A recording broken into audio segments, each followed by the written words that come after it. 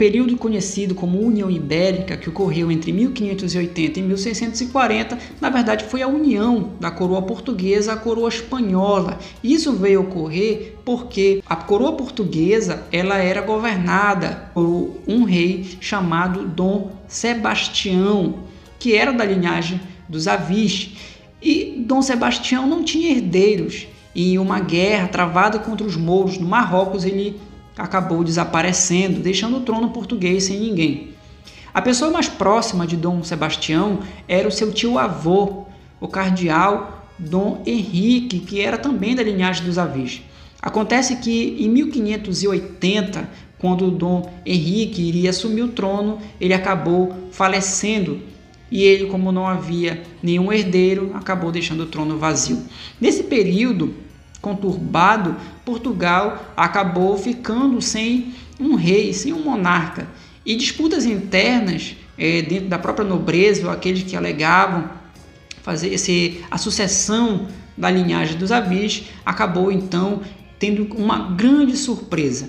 Filipe II, que era rei da Espanha, ele acabou então tendo interesse em assumir também a coroa portuguesa, visto que ele, apesar de distante da linhagem, ele fazia parte dessa mesma linhagem e se achou no direito de assumir o trono português. Depois de invadir Portugal e vencer ali aqueles que eram contrários à sua posse, Filipe II acabou então assumindo o trono português. Ele tinha, na verdade, alguns apoiadores dentro da própria nobreza portuguesa.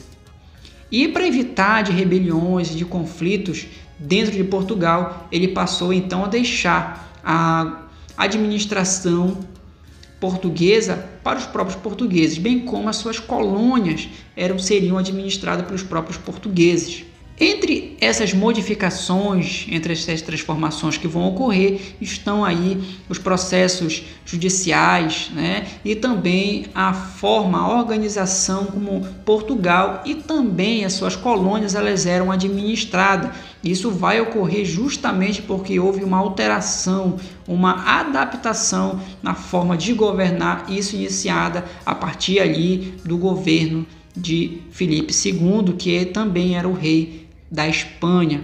Outra mudança que vai ocorrer é em 1621. O Brasil, na verdade, ele é dividido entre duas colônias.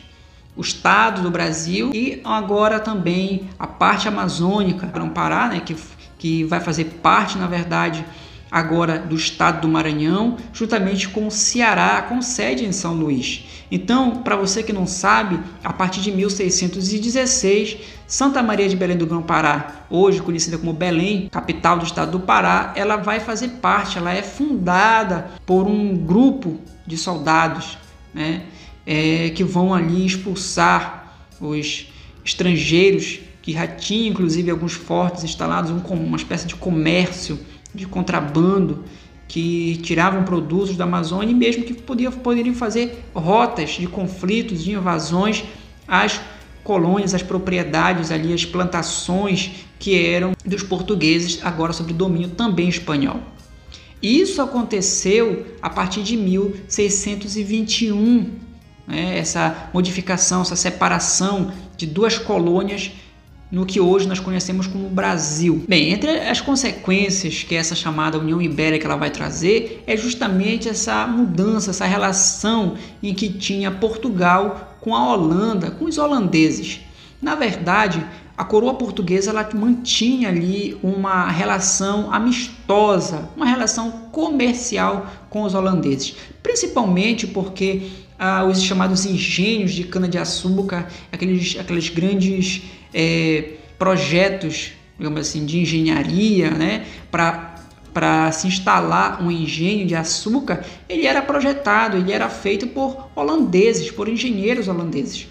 Só que como agora a coroa portuguesa ela era administrada, ela era comandada por um espanhol, que neste período os espanhóis eram inimigos e viviam em pé de guerra com os holandeses, os holandeses passaram então a ver essas colônias portuguesas como inimigas principalmente porque Portugal devia uma certa quantidade em dinheiro para os holandeses através de um comércio, através desses trabalhos que os holandeses faziam dentro do Brasil colônia, dentro das colônias portuguesas.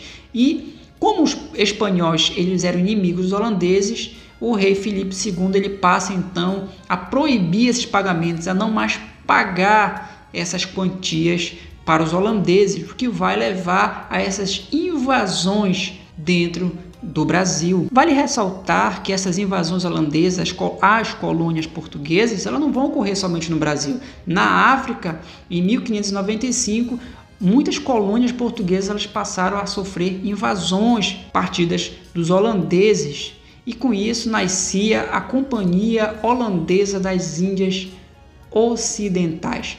Isso vai ocorrer inclusive porque os holandeses queriam manter essa participação ou garantir essa participação que já havia de relação comercial com os portugueses e que agora, através dos espanhóis, com domínio espanhol sobre Portugal, haviam sido cortadas. E é importante também dizer que em Salvador, inclusive, esse domínio holandês ele vai durar em torno de um ano, de 1624 a 1625.